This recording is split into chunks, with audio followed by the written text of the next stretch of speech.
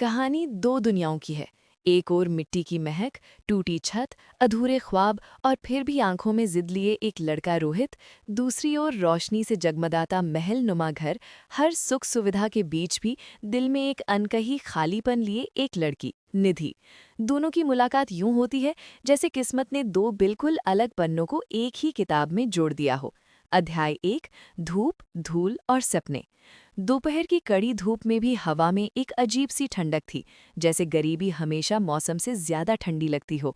रोहित अपने छोटे से घर की छत पर खाट पर बैठा था, सामने खुली हुई एक 12वीं की किताब जिसके पन्ने हल्की हवा में कांप रहे थे। उसके घर की आधी छत टीन की थी और आधी टूटी हुई बरसात में जिनसे टपकने वाली बूंदों के नीचे बाल्टियां और बर्तन सज जाते थे। रोहित के पिता रामप्रसाद सुबह सुबह ईंट भट्टे चले जाते, कंधे झुके होते मगर आंखें हमेशा बेटे के लिए उम्मीद से भरी रहती। माँ शांति देवी खांसी से परेशान थी, छाती में पुरानी बीमारी घर कर चुकी थी, दवाइयाँ महंगी थीं और आमदनी बस इतनी कि पेट चल जाए, ऊपर से रोहित की पढ़ाई की फीस। फिर भी जब भी मोहल्ले वाले पूछते, इतनी गरीबी में इसे कॉलेज क्यों भेज रहे हो, रामप्रसाद मुस्कुरा देते, हमने तो जिंदगी मिट्टी में गुजारी है, पर इसका माथा किताबों की धूल से सजे यही सपना है। रोहित सुबह 5 बजे उठता, मोहल्ले के 2 बच्चों को 2 घंटे ट्यूशन पढ़ाता, फिर पास की किराने की दुकान में 2 घंटे हिसाब किताब में मदद करता।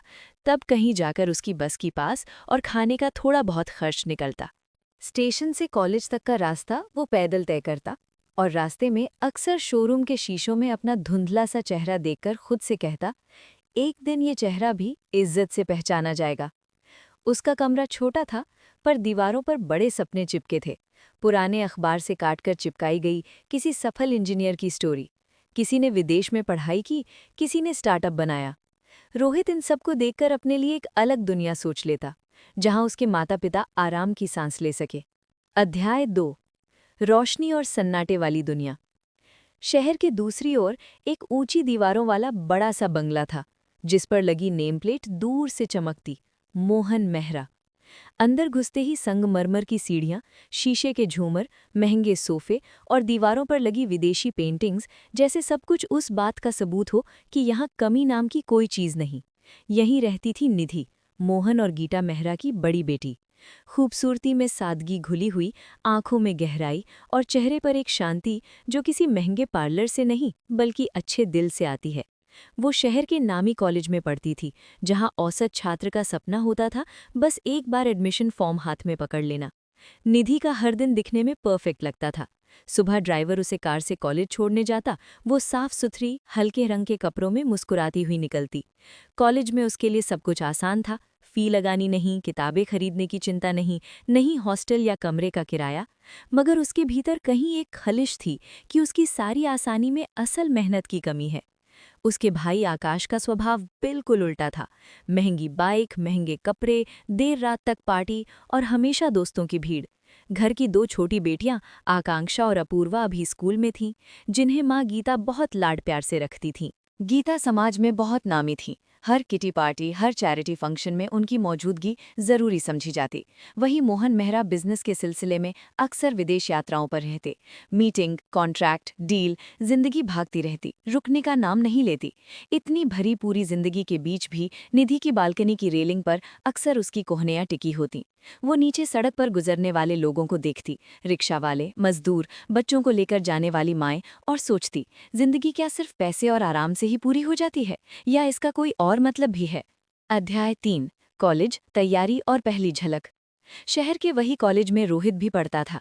दोनों एक ही कैंपस की भीड़ में कई बार एक दूसरे के करीब से गुजरे थे, मगर कभी बात नहीं हुई थी।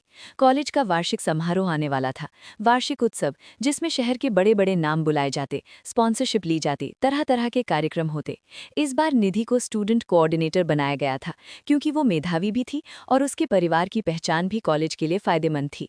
दूसरी ओर टेक्निकल टीम का इंचार्ज बनाया गया था Rohit. Projector, sound system, lighting, online registration, सब उसकी जिम्मेदारी। मीटिंग रूम में पहली बार दोनों आमने सामने बैठे। लंबी केबल पर इधर उधर स्टूडेंट्स बैठे थे। निधि सामने वाली कुर्सी पर थी, डायरी में कुछ नोट कर रही थी। रोहित देर से पहुंचा था, हाथ में पुरानी सी फाइल, माथे पर पसीना। निधि भी नजर उठाकर देखा और पहली बार उस चेहरे पर उसकी पूरी निगाह ठहर गई। साधारण सा शर्ट, जीन्स थोड़ी फेडेड, मगर आंखों में गजब की ईमानदारी और झिझक। आप रोहित हैं ना, टेक्निकल टीम? निधि ने विनम्र स्वर में पूछा।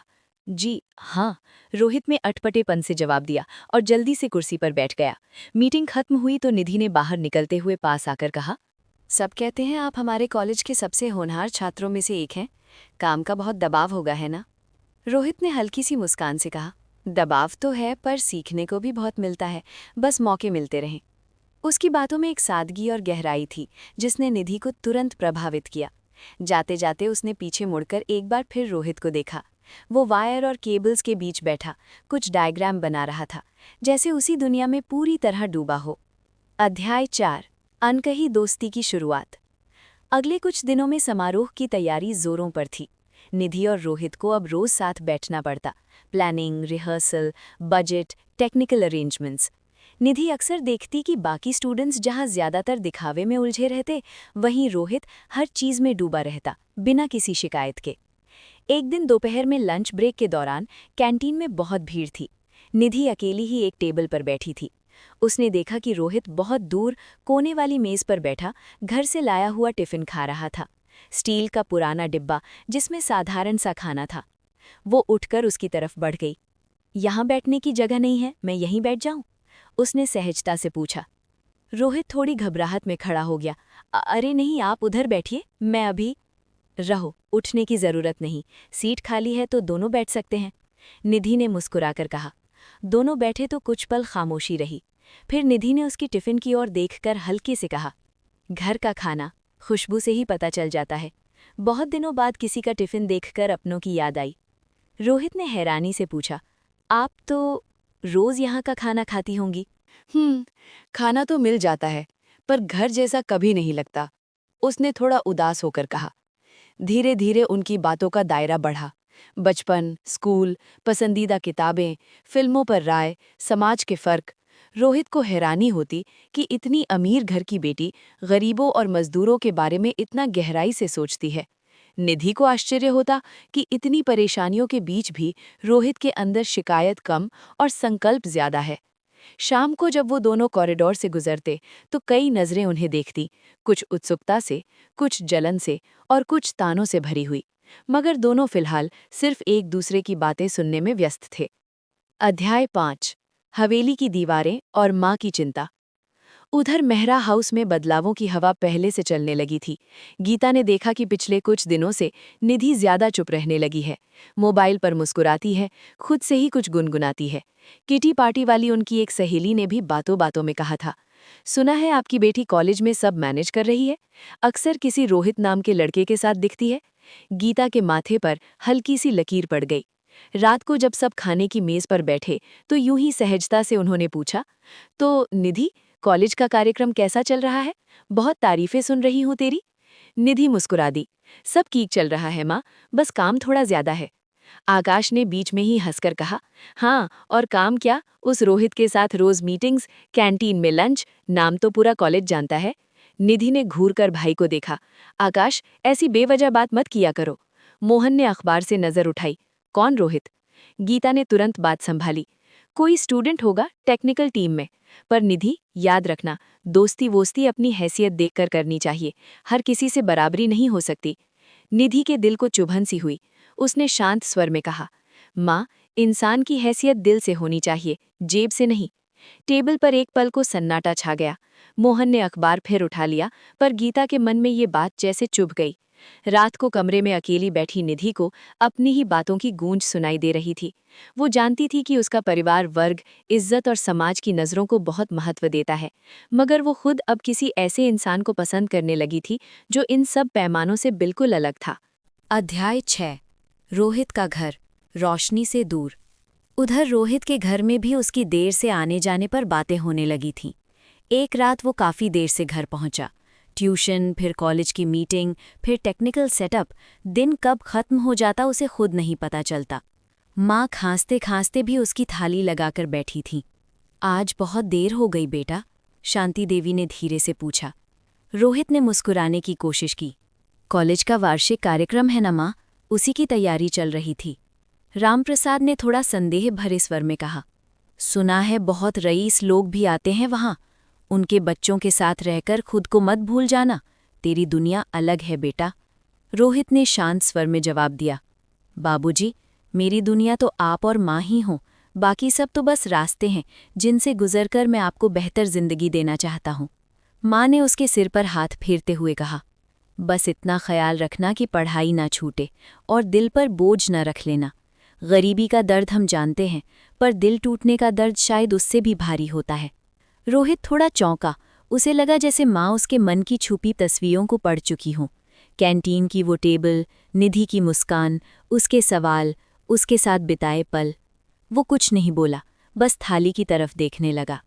वो रात खिड़की से आसमान देखते हुए गुजरी।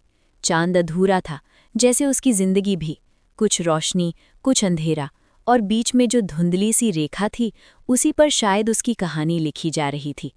अध्याय 7। बरगद के पेड़ के नीचे। कैंपस के एक कोने में एक पुराना बरगद का पेड़ था, जिसकी जड़ें जमीन के अंदर भी थीं और हवा में भी दिखाई देती थीं। छात्र अक्सर उसे पुराना दोस्त कहते, क्योंकि उसने कितनी पीढ़ियों के आना जाना देखा था। एक दिन शाम के वक्त हल्की सी बारिश होने लगी। सभी स्टूडेंट्स इधर उधर छत की ओर भागे, मगर निधि धीरे धीरे चलते हुए उस बरगद के पेड़ के नीचे आ गई। वहां पहले से ही रोहित खड़ा था, अपने बैग को छाती से लगाए, पेड़ के तने से टिककर बारिश देख रहा था। तुम्हें बारिश पसंद है? निधि ने पास आकर पूछा। रोहित ने चौंक कर उसकी तरफ देखा, फिर मुस्कुरा दिया। हाँ, बहुत। बारिश में लगता है जैसे गरीब अमीर सबके कपड़े एक साथ भीगते हैं। निधि उसके बगल में खड़ी हो गई।